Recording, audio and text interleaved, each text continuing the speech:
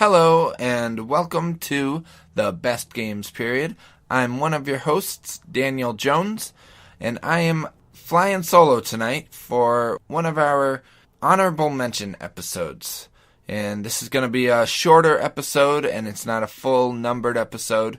Jack and Jeremy were busy tonight. We weren't able to coordinate our schedules the way we need to record a full episode. So episode 30 is still coming next week. And look forward to it. It's going to be a good one.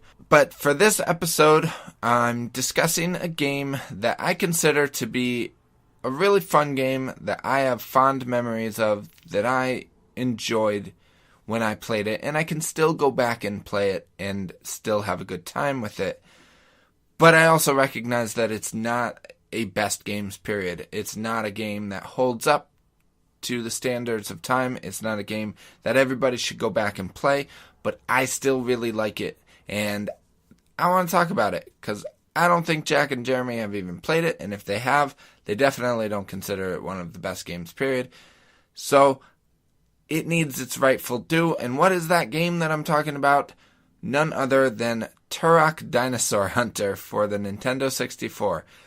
Let me give you a little bit of background on Turok Dinosaur Hunter. It was released in 1997, the year after the Nintendo 64 released, so it was in the first year of the N64's lifetime. It came out, it was $80, $79.99 US, which was expensive even for Nintendo 64 games at the time. It had industry-leading graphics. It was not the first-person shooter on the Nintendo 64, but it predated GoldenEye, which is, you could almost, as far as console shooters go, you could say there's GoldenEye, there's everything after GoldenEye, and there's everything before GoldenEye.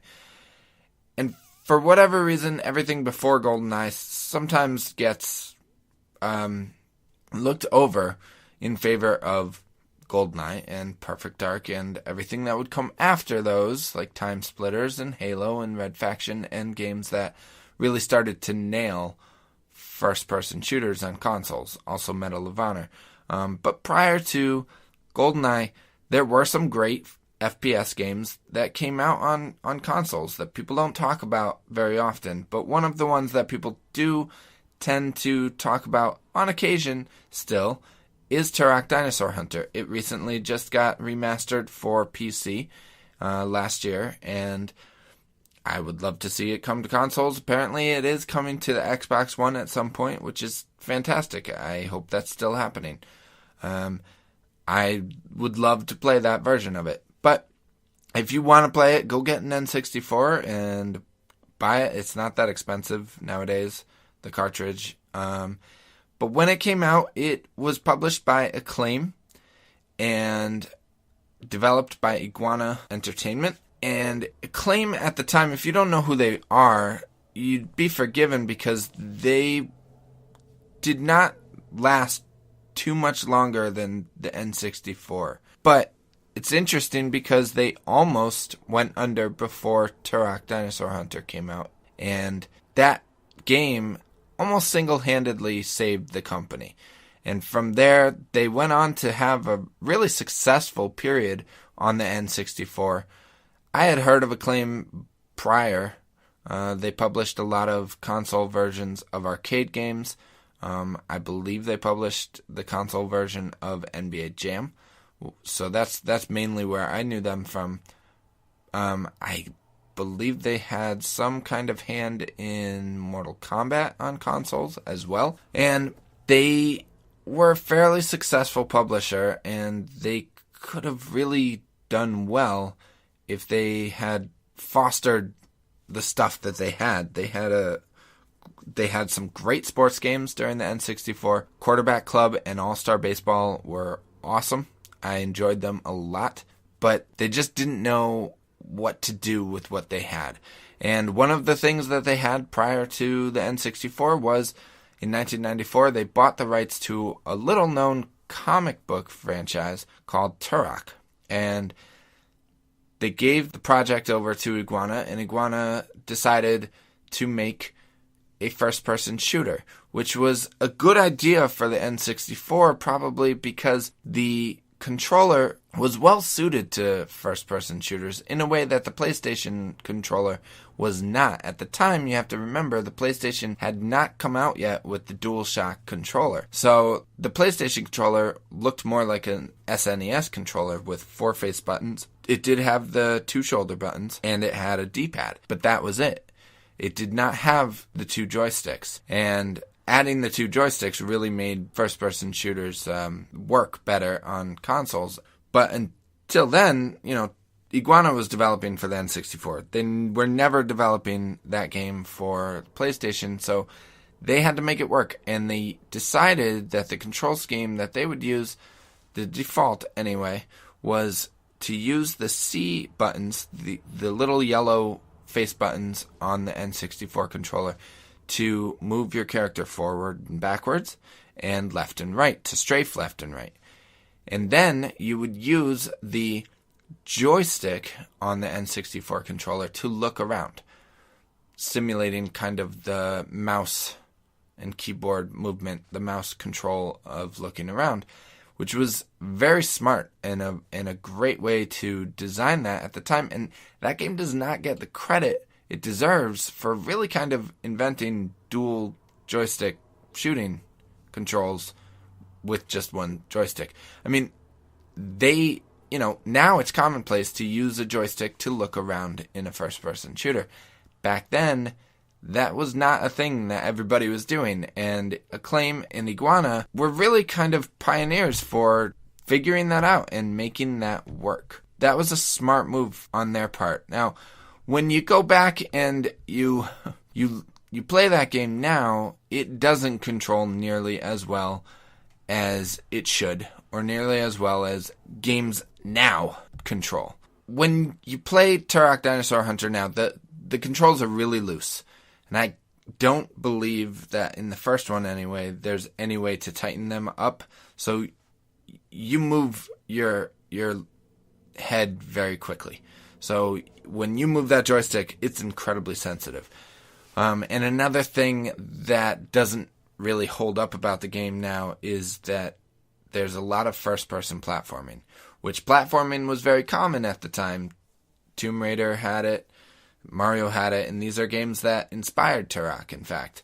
But a lot of first-person shooters didn't really have it because platforming in first-person just didn't work. It still doesn't really work as well as in other genres. There are games like Mirror's Edge and Dying Light that do it well. But, at the time, the standard wasn't there. The standard wasn't set. And Turok, unwisely, Iguana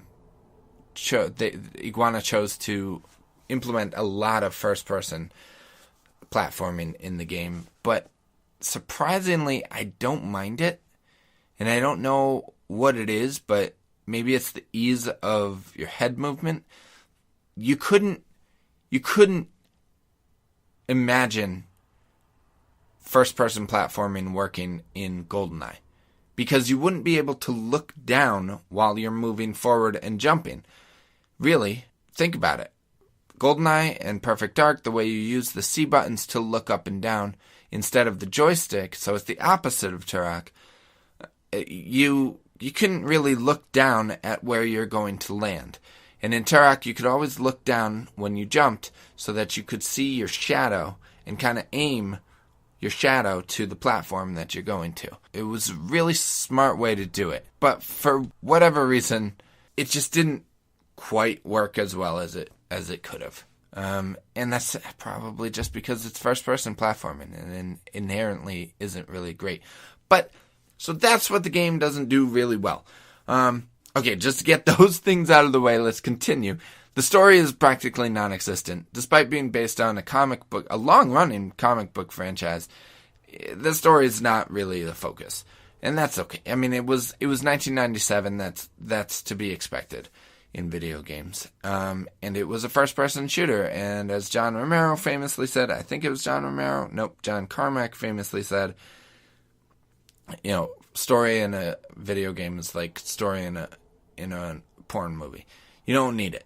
And at that time, you definitely didn't. And I disagree with that statement, but at that time, it wasn't essential, and so it didn't matter, and it still doesn't really matter. Turok is still fun without it. The other thing that I'll mention is the draw distance. This game is famous for its fog.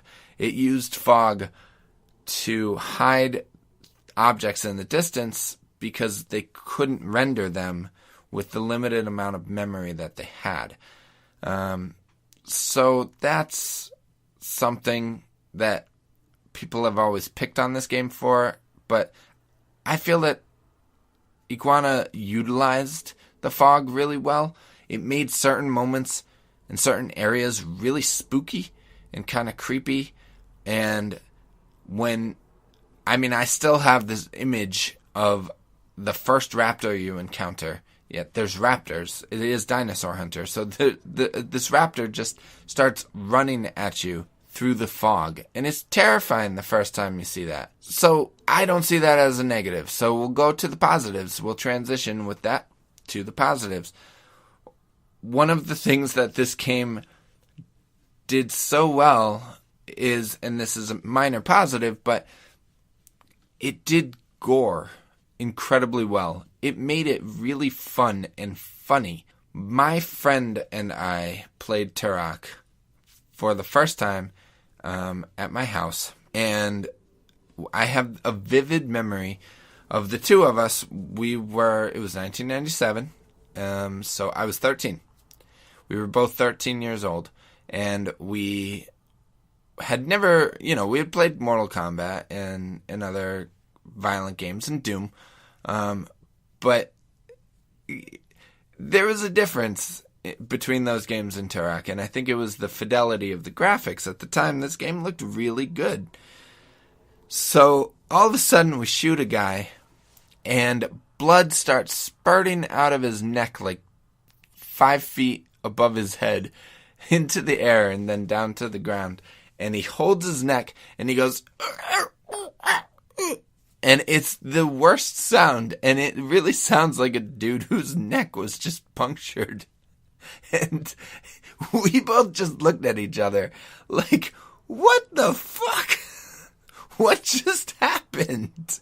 It was just one of those moments where video games completely shocked us, and we lost a little bit of our innocence that day. And it's all thanks to Turok Dinosaur Hunter. We couldn't believe how funny and crazy that moment was. And felt a little bit like we were doing something wrong because, oh my god, this game's super violent. We probably shouldn't be playing it. But, oh well, we're playing it. So, the gore is done really well. Just to give a shout out to the sequels, like Turok 2 has a weapon called the cerebral bore that shoots a little bullet that homes in on the enemy's heads and hits them right in the head and then bores into their brain and blows their head up. And what would happen to a lot of the raptors in Turok 2 is after you blow their head up, they walk around like a chicken with its head cut off for a few seconds before falling down and dying. That kind of shit is what Turok did so well. And I know it's juvenile, and I know it has nothing of value to add to the gameplay itself, but I don't give a shit. It was so good. It was so much fun. I really enjoy the gore in the Turok games. But anyway, besides that, there was value in the gameplay. One of the things I loved about Turok Dinosaur Hunter, specifically the first one, I think the second one did it all right, but the third one, it was non-existent, was exploration. And it was at the time when they were still really pushing the boundaries of what the N64 could do. They were trying to figure it out. They were fiddling with it, and they were making. Iguana was making the first 3D game that they had made, so they were playing with it. They really wanted to make a fully 3D game. And this game came out just after Super Mario 64, just a few months after, and it was fully 3D. You had a whole 3D environment, several There were, I believe there were 8. No, that's Turok 2. Turok 2 had 8 chapters. I think Turok 1 had 12 chapters. And there were a lot of chapters, and each chapter was not like a Doom chapter where it was over in, maybe 15 minutes. These chapters were hefty. They would take you at least an hour, maybe 2 in some cases. And each one required you to do a lot of exploring. You had to find a key here. You had to go and find something else over here. Then you had to figure out how to get this door to open, which usually just meant go find the key. But there was a lot of exploration, and the game rewarded you for that exploration by putting certain weapons in certain hidden areas. And certain areas had little bonus levels that would open up. A teleportal would just open up, and you would hear it. And you could hear it somewhere, and you'd have to search for it and find it. And sometimes it would close off just before you could get there, and that was frustrating. That was really maddening, because it wouldn't open up again. That would just be it.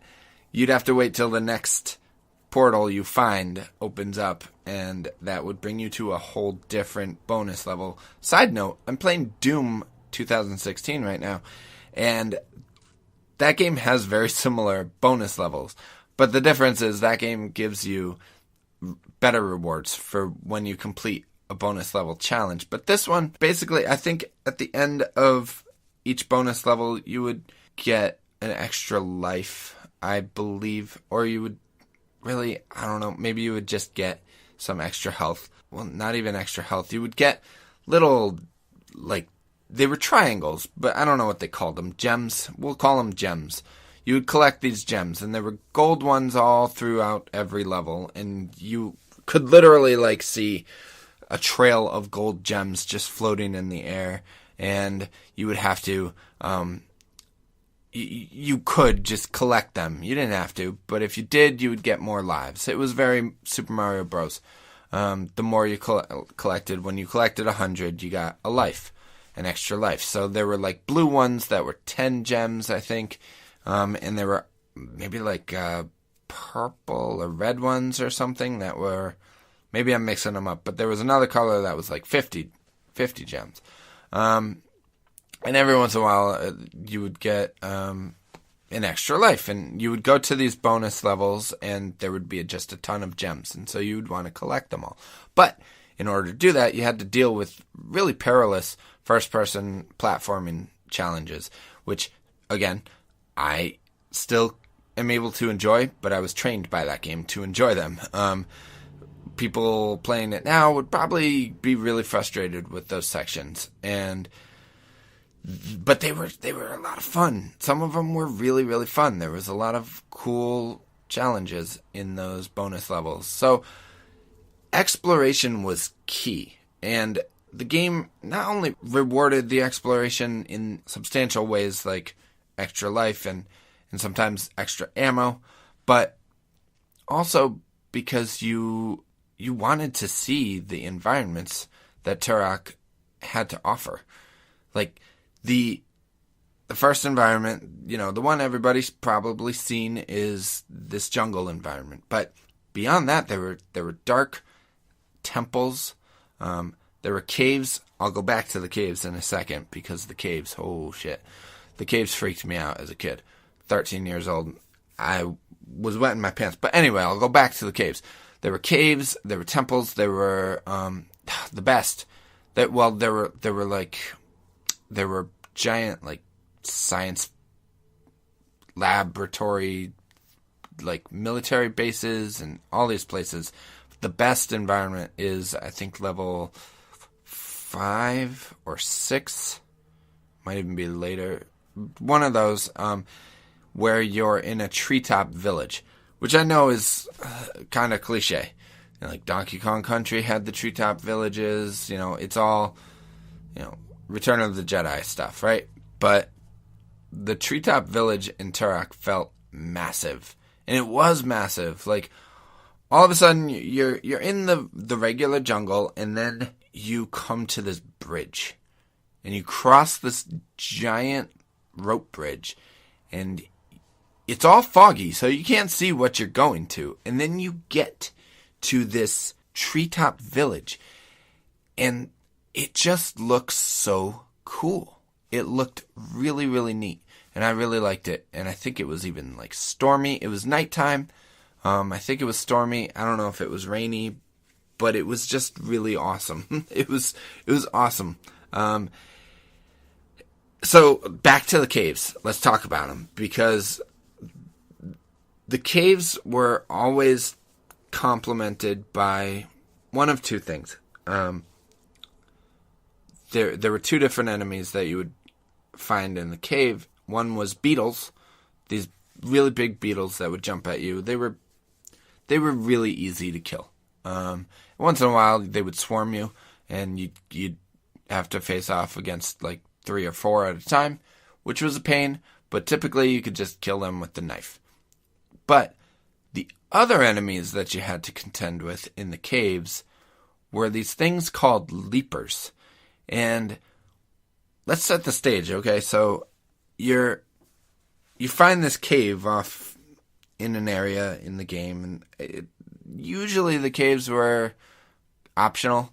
A couple of times where the game like funnels you into the cave and you kind of have to go in the cave. I didn't want to, but I had to. And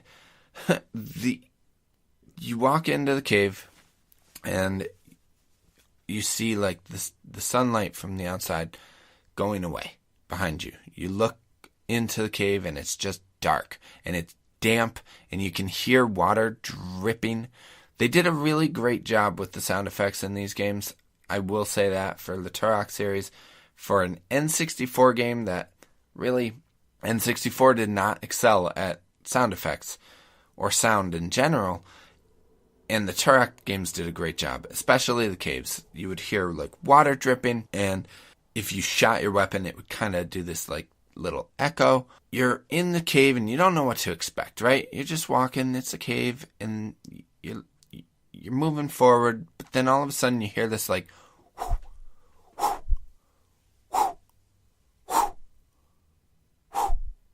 and you're like, what is that? That's really weird, right? But you can't see because the draw distance, right? And you're in a cave. It's dark. The draw distance is low. You can't see. So you're hearing this sound, and then all of a sudden, up on you is this like freaking lizard thing. It's maybe the size of a dog, but it jumps at you, and then it lunges at your face, and it claws at you. I know that doesn't sound really scary, but my God, that scared the crap out of me when I was 13 years old. Scared the crap out of me. And I played that part. I remember I got to that part by myself. I was there by myself. My friend was not with me when I played that part. Why wasn't he with me? Because I maybe wouldn't have been so freaking scared. But God damn it, those freaking leapers scared the crap out of me. And yes, they were called leapers. And they were called leapers. Of course they're scary. They leap at you. I hate being leaped at. And then the worst is when you're moving along and all of a sudden you hear it and it sounds like it's behind you. What the frig? Why is it behind me? All of a sudden this friggin' leaper thing is behind me, and then you turn around and there's 2 of them. There's 2 friggin' leapers just lunging at you, and one of them is a big black one that's harder to kill. God damn it, friggin' leapers. I'm getting the chills just thinking about it right now. Every time I get to that section, I'm like, nope, turn the game off. I'm done. I played Turok already. I'm done. I played to the end. I've seen it. I'm done. I don't need to do this anymore because they're scaring me. And they scared me. They did. The leapers scared me. I don't know why. They're not even that scary of an enemy, but they scared the crap out of me at the time. I was a little scaredy cat at the time. Whatever. So what? Make fun of me. Fine.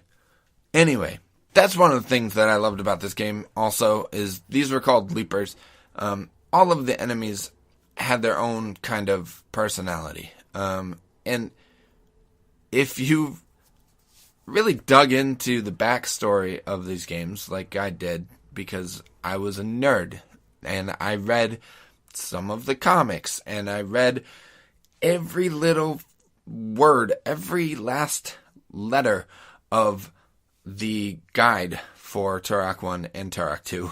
I might have even read some of the Turok 3 guide, but I don't think at that time I was not as into Turok 3 when it came out. But the enemies all kind of, like, if you read the... this is how nerdy I am. If you read the background of each enemy, and also at the time, the instruction booklet had descriptions of a lot of the enemies and weapons too, because that's how games were back then. They had instruction manuals that told you a little blurb about the enemies. So they all had kind of a history and politics and social issues that were touched on in these player manuals and guidebooks. And one of them was, I can't remember what they were called, but they were these massive, like, ape-like creatures that looked kind of humanoid, but they were giant. They were very big. Typically, they were the largest common enemies that you would face up until the end of Turok 1, where you were facing off against Triceratops riding dudes with rocket launchers. Those guys were pretty bad, and they were huge, and typically would come at you in twos. So, they were bad. But these things were... It was a hyphenated name.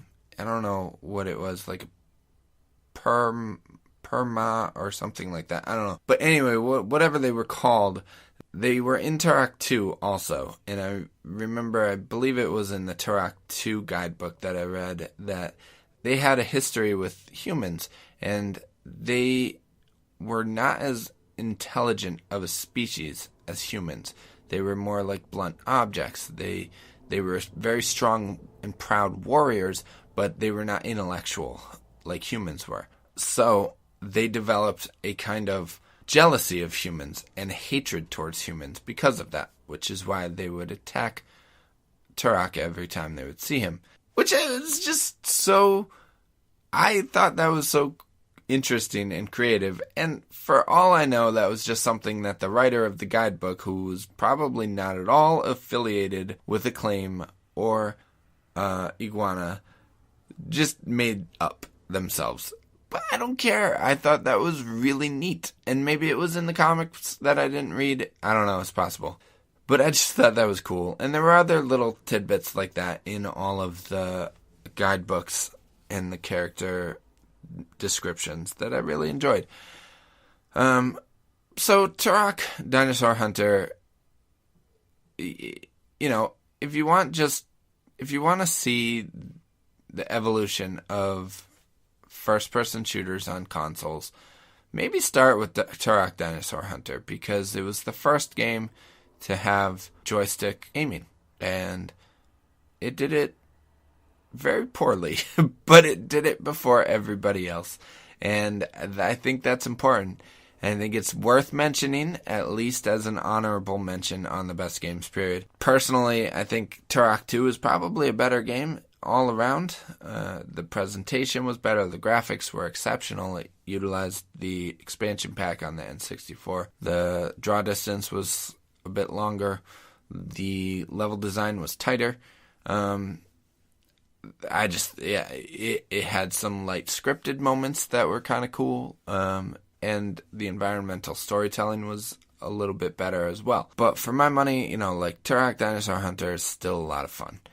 I mean, besides revolutionizing, you know, console first-person shooters, it also did something that a lot of first-person shooters just weren't doing at all at the time, which was it broke out of the corridors, and you had a lot of very wide open areas that you would encounter, and there were boss battles in huge arenas. You fought a T-Rex that shot fire out of his mouth and lasers from his eyes, and this was before Blood Dragon. Like, so if you liked Blood Dragon, go play Turok, because it's sort of similar, and it was great. And I want more dinosaur games. And it's so unfortunate that the later Turok games never figured out what worked about Turok and what they needed to change and fix. Because Turok's never been a marquee franchise, and it so could have been. It really could have been. But it didn't turn out to be that way, and that's too bad. But I still love it. I have fond memories of it. And if you like Turok, Dinosaur Hunter, or Turok 2 or 3, or Turok Evolution for the PlayStation 2, anybody remember Turok Evolution for PS2 and Xbox? Because I do. I remember that game, and I enjoyed the heck out of that stupid-ass game, too. Oh, or Turok Rage Wars. Did you play Turok Rage Wars, the multiplayer-only shooter on N64 that came after Turok 2, but before Turok 3? Did you play it? Because it was awesome, too. You could play as a raptor. You could play as a raptor and kill other people. I played the heck out of that game with my friends, even though it was pretty bad. What about Turok on the Xbox 360? Did you play that? Because that was also really bad, but I still played that too. And to be honest, that's probably the one that I've played the least. And that's too bad, because that means there's probably not going to be any new Turok anytime soon. And that stinks, because I want one. So maybe whoever owns the rights to Turok now at this point, who knows, it's probably Activision or somebody like that. Please go start doing some preliminary research on maybe bringing Turok back, because the time is right. Look at Far Cry Primal, which was so disappointing because it wasn't dinosaurs, but look at Ark Survival Evolved. Look at the reaction to dinosaurs in No Man's Sky, and bring back Turok, because it's awesome. But until then, we'll just wait. And I appreciate all of you out there who stuck around with me for this single solo episode of the Best Games Period.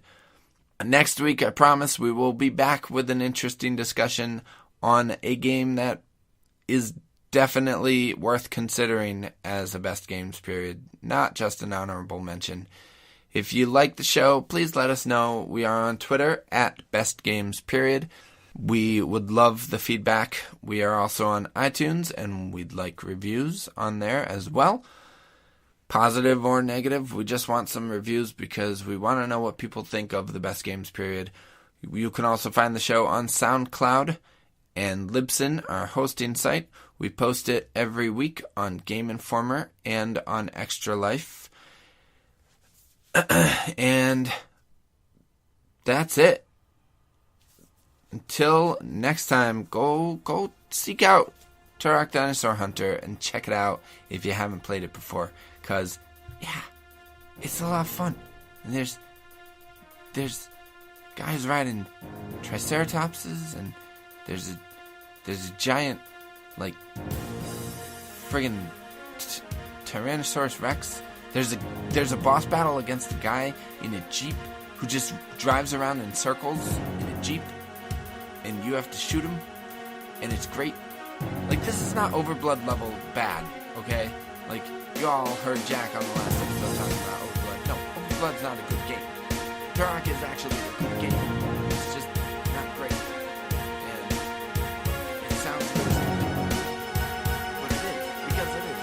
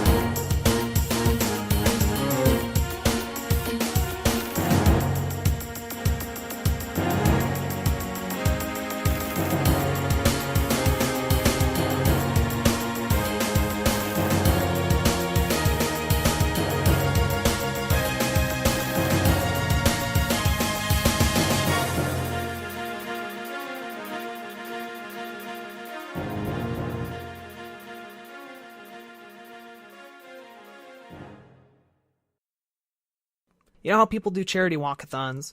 Well, Extra Life is basically that, but with games. You get friends and family to pledge you money, and you choose a hospital when you sign up, a Children's Miracle Network hospital, and 100% of everything you raise goes directly to that hospital to pay for sick and injured kids. This year, our event is on November 5th, and so please sign up, maybe get a team together, grab a few friends, and just play some games and heal kids at the same time. It's the biggest win-win ever. Plus, you have an excuse. So really, you have an excuse to play video games for a long time. So it's a win-win-win. The best kind of win. So get on that. Grab a few friends, maybe get them to sign up too, and start asking your friends and family for a few sweet, sweet donations. Because honestly, those kids need our help, and we're in a position to do something about it, even if it's just a little bit. So remember Extra Life. You can visit the website at extra-life.org and sign up. You can also view the community website at community.extra-life.org. Thank you for listening to me babble